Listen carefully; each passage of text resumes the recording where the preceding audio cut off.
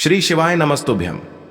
हर हर महादेव। दोस्तों, आप सभी लोग जानते हैं कि 27 अक्टूबर 2024 शनिवार को पड़ रही है कार्तिक महीने की एकादशी तिथि और इसका व्रत 28 अक्टूबर को रखा जाएगा। 27 अक्टूबर को पूरा दिन एकादशी रहेगी जो बहुत ही खास है। और दोस्तों, ये वो एकादशी तिथि है जो कि कार्तिक महीने में रविवार को पड़ रही है, तो इस दिन का महत्व और भी अधिक बढ़ जाता है। और दोस्तों, इसी दिन किया जाने वाला पंडित जी द्वारा बताया गया 5 लाल मिर्च वाला उपाय आप लोगों को जरूर करना चाहिए, क्योंकि दोस्तों ये एक ऐसा उपाय है जो कि हर दिन नहीं किया जाता। कार्तिक महीने में जो रमा एकादशी आती है उसी दिन किया जाता है, क्योंकि कार्तिक महीने में रविवार के दिन एकादशी तिथि का आरंभ का बहुत ही बड़ा महत्व होता है। और अगर आप लोगों ने इस उपाय को नहीं किया है या किसी कारणवश नहीं कर पाए हो तो रमा एकादशी के दिन इस उपाय से मत चूकना। दोस्तों देखिए, ये दिन इतना खास होता है, इतना महत्वपूर्ण होता है। देखा गया है कभी कभी बड़े बड़े पूजा पाठ अनुष्ठान से जो मनोकामना पूर्ण नहीं होती है, वह कार्तिक महीने के एकादशी के दिन एक छोटे से उपाय करने से ही आपकी मनोकामना पूर्ण हो जाती है।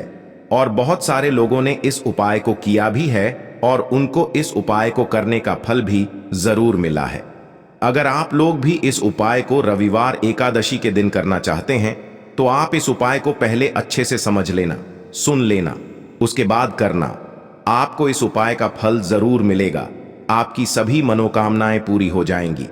दोस्तों, हम आपको यहां पर बता दें कि यह जो 5 लाल मिर्च वाला उपाय है, यह उपाय पंडित जी ने अपनी अभी की शिव महापुराण की कथा में ही बताया है।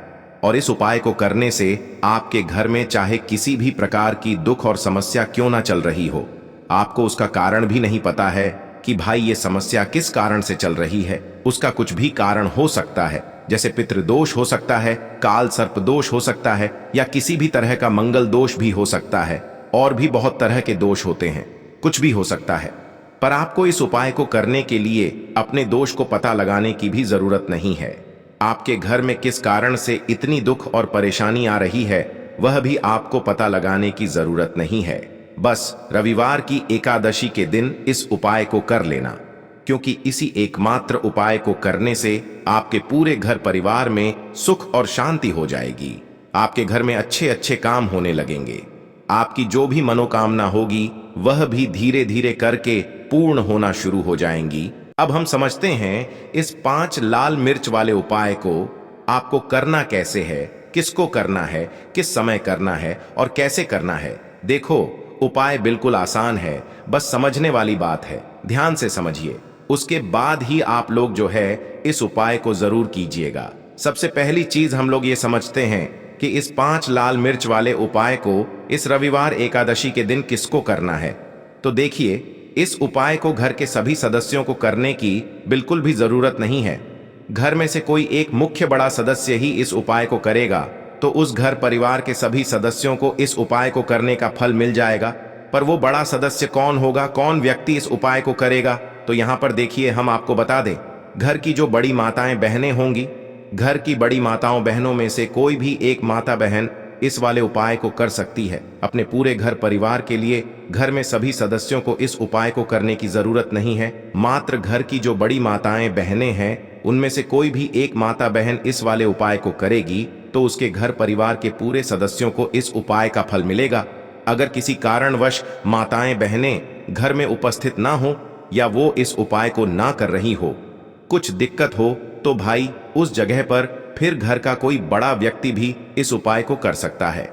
माताओं बहनों के कहने का मतलब ये था कि माताएं बहनें घर की लक्ष्मी होती है। जब घर की लक्ष्मी कोई उपाय करती है तो निश्चित ही भगवान शिव जी बहुत जल्दी प्रसन्न होते हैं और उपाय का फल में बहुत जल्दी और बहुत बड़ा करके भी यहाँ पर देते हैं। तो आप लोग ये बात समझ गए होंगे। अब हम ये बात समझते हैं, इस वाले उपाय को हमें करना किस समय है। 5 लाल मिर्च वाले उपाय को हमें इस रविवार एकादशी के दिन करना किस समय है। तो देखिए, इस उपाय को करने का जो समय है शाम का समय है। अब देखिए, यहां पर हम मुख्य रूप से सुबह का समय नहीं बोलेंगे, क्योंकि देखिए ये जो एकादशी तिथि है और आप सभी लोग जानते हैं इसका प्रदोष काल का मतलब शाम का जो समय होता है ना, इस दिन भगवान शिव और माता पार्वती जी का सबसे प्रिय दिन होता है। तो आप लोग इस काली मिर्च वाले उपाय को शाम के समय प्रदोष काल में कर सकते हो। देखो, अगर शाम के समय कर रहे हो तो इस दिन जरूर शाम के समय का ध्यान रखना कि शाम के 5 बजे से लेकर 6 बजे के बीच में अगर आप इस उपाय को कर सकते हो तो बिल्कुल कर लेना, पूरी कोशिश करना। पर अगर किसी कारणवश इस समय के बीच में ना कर पाओ तो रात 7 बजे तक भी अगर आप उपाय को करोगे तो आपको उपाय का फल जरूर मिलेगा। ये बात आपको समझ आ गई। अब बात करते हैं उपाय की। देखो, इस उपाय को आप सुबह से लेकर शाम तक कर सकते हैं। तो चलिए बरसते हैं उपाय की ओर। देखिए, इसके लिए आपको क्या करना है, एक काली मिर्च लेनी है। देखो, ध्यान से समझना, एक काली मिर्च लेनी है और ध्यान देना है कि काली मिर्च कहीं से भी खंडित नहीं होनी चाहिए। फिर इसके बाद आपको लेना है एक गोल बाती का दीपक। देखिए, दीपक आप चाहे तो माटी का ले ले, और यदि आपके पास माटी का दीपक नहीं है तो आप यह दीपक शुद्ध आटा लगा करके एक दीपक बना सकते हैं। बस आपको ध्यान देना है कि उस आटे में आपको नमक या हल्दी का प्रयोग नहीं करना है।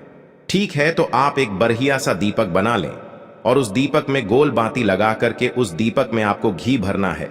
देखो, गाय का शुद्ध घी आपको उस दीपक में भरना है। अब क्या करना है, आपको इन दोनों चीजों को लेकर चले जाना है। बेलपत्र के पेड़ के पास देखिए।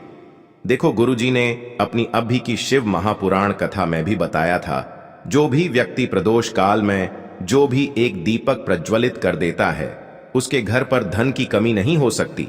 देखो, यदि आपके घर के आसपास कहीं बेलपत्र का पेड़ नहीं है या घर से काफी दूर पड़ता है और आप जा नहीं सकते, तो आगे हम ये भी बताएंगे कि कैसे इस उपाय को करना है।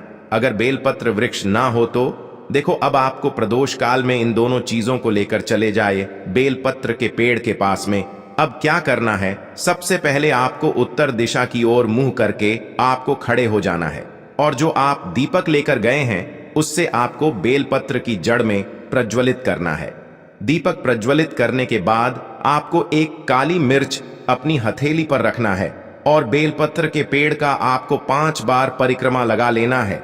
और यदि आप परिक्रमा बेलपत्र के पेड़ का नहीं लगा सकते हैं तो आपको दीपक को चारों ओर कुछ इस तरह से क्लॉकवाइज 5 बार घुमा देना है, मतलब आरती करना है। और घुमाने के बाद आपको उसी काली मिर्च को दीपक में डाल देना है और वहीं पर बैठकर हाथ जोड़ करके आंख बंद करके आपको जो भी आपके जीवन में समस्याएं हैं, घर से लक्ष्मी जी का निवास नहीं है, घर में लक्ष्मी जी प्रवेश नहीं कर रही है, और भी जीवन में जो भी समस्याएं हैं, तो उस समय आपको विनती करनी है।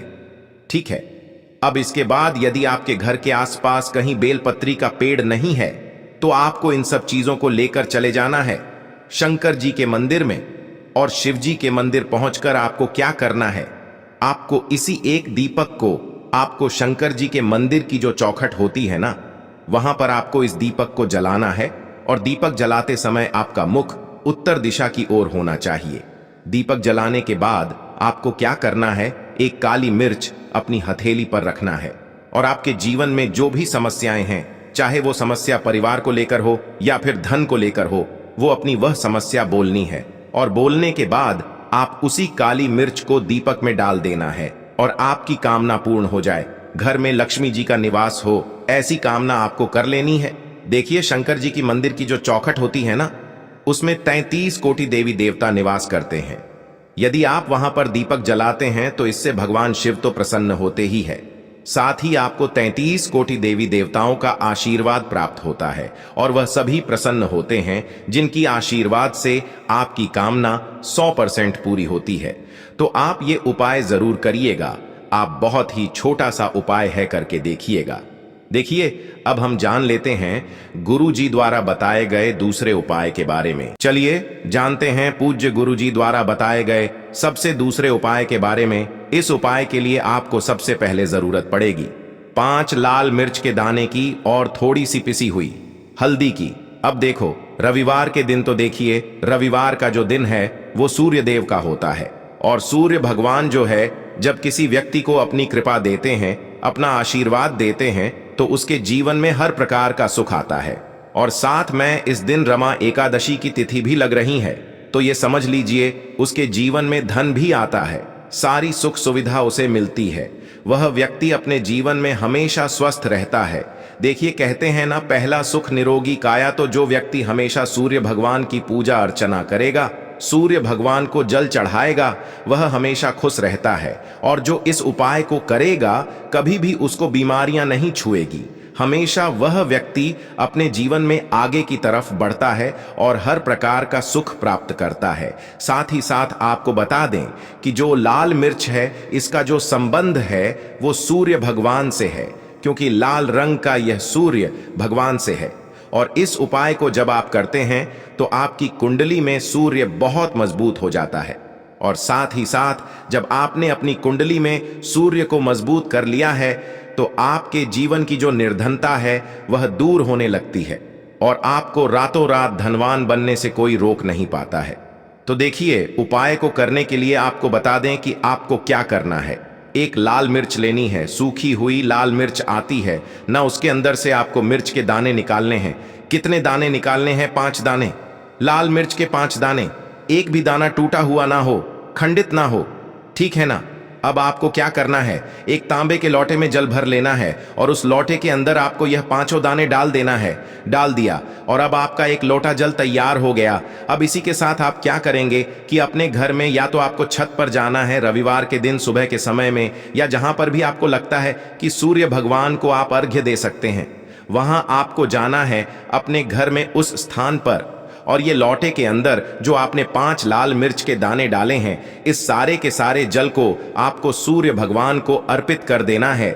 इसके बाद सूर्य भगवान से कहना है कि हे सूर्य देव, मेरे जीवन की जो निर्धनता है, जो गरीबी है, आज मैं जो अपने जीवन में बहुत संघर्ष कर रहा हूं, बहुत मेहनत कर रहा हूं, उसके बाद भी मैं अपने जीवन में पीछे हूं, आगे नहीं बढ़ पा रहा हूं, मेरी समस्या को दूर कर दो, मेरे जीवन की निर्धनता को दूर कर दो। तो इतना कहने के बाद आपको सारा जल जो है सूर्य भगवान को अर्पित कर देना है, और यह 5 लाल मिर्च के दाने इस तरह से आपको अपने घर में डाल देने हैं। तो देखिए, जब आप ये उपाय करते हैं, इससे क्या होता है कि आपकी कुंडली में सूर्य भी मजबूत हो जाता है। जितनी भी धन की कमी है, जो निर्धनता आपके जीवन में बढ़ रही होती है, ये आपके जीवन से दूर होने लगती है। आपको अपने जीवन में मान सम्मान मिलने लगता है। आप जिस काम को करते हैं उसमें बहुत जल्दी सफलता मिलने लगती है, और जो लोग कहते हैं कि हमारी किस्मत साथ नहीं दे रही है, उनकी किस्मत भी साथ देगी और आपका सोया हुआ भाग्य भी साथ देगा। अब बात कर लेते हैं तीसरे उपाय की। ये उपाय बहुत ही चमत्कारी है, क्योंकि इस उपाय से आपके जिम्मे तेज की वृद्धि होगी, यानी कि जीवन से जितना भी अंधकार ही वो सभी दूर होगा। तो इस उपाय के लिए आपको मात्र एक गुड़ का टुकड़ा लेना है। गुड़ का टुकड़ा आपके जीवन में तेज की वृद्धि करता है और साथ ही साथ आपके जीवन से जो अंधकार है उसे दूर करता है। इसी के साथ मैं आपको एक चावल दाना यानी कि अक्षत का दाना लेना है।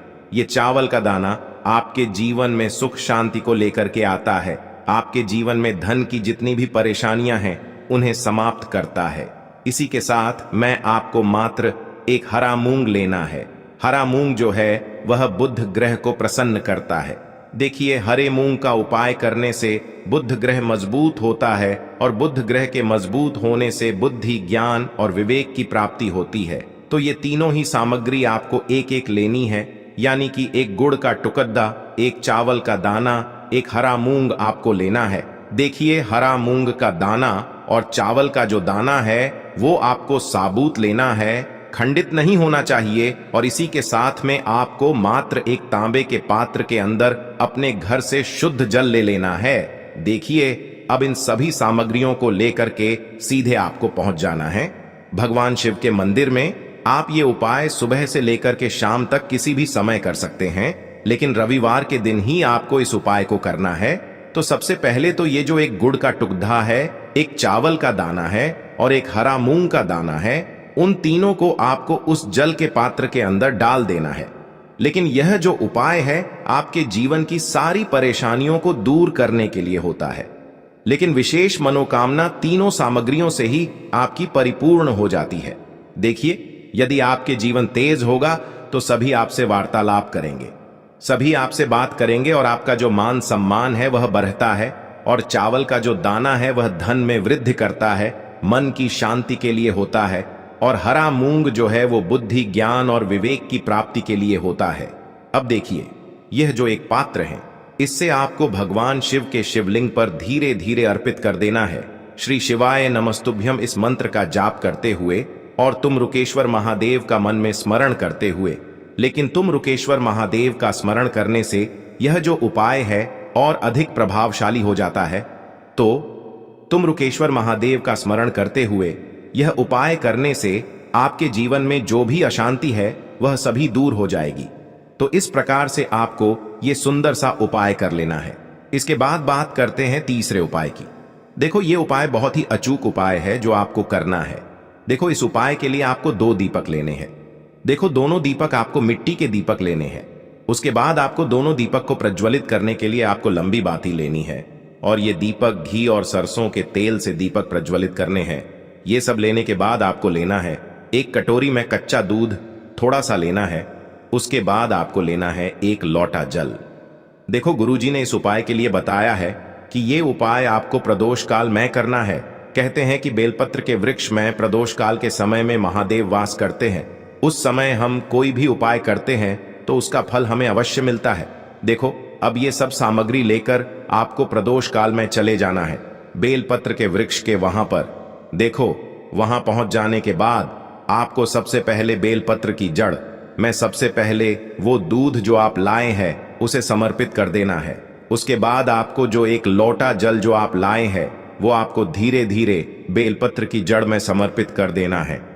उसके बाद आप जो दीपक लाए हो, दोनों दीपक को आपको बेलपत्र की जड़ बेलपत्र की तरफ मुंह करके बाती का आपको 1 दीपक घी का और 1 दीपक तेल का प्रज्वलित कर देना है और आपकी जो भी मनोकामनाएं हैं वो महादेव को बोलना है। देखो, गुरुजी ने कहा रविवार के दिन पर बेलपत्र की जड़ में दीपक प्रज्वलित कर देता है, महादेव उसकी सभी मनोकामना पूरी कर देते हैं। देखिए दोस्तों, आज के इस वीडियो में हमने आपको रविवार के दिन किए जाने वाले 3 बहुत ही सुंदर से उपाय बताए हैं।